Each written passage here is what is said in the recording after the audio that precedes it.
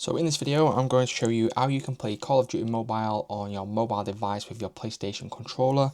Now the first thing that we need to do is put the PlayStation controller into pairing mode by clicking the share icon and the PlayStation icon here. So I'll click on both at the same time until you see a rapidly flashing white light, and that will mean it's in pairing mode.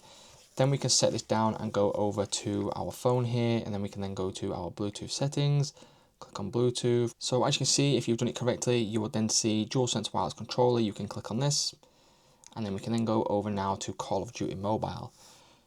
So what I'm going to do is I'm just going to set this down and let it load in, and then from here you can then sign into your account, and then we can go ahead and join a game. So if I join a game here quickly, it should say your team as an external device connected. You will now be playing against other players with external controllers. This means that you have done it correctly, so when we join into a game, I will show you that I'm using the controller. So as you can see here, I'm just going to choose my class, so I will choose this one. And then what you will now notice is that I'm using the PS5 controller to control my person on this game. So I can go ahead and change to the sniper, pick up the bomb here, and then I can scope in with the controller. Let's see if we can get a quick kill.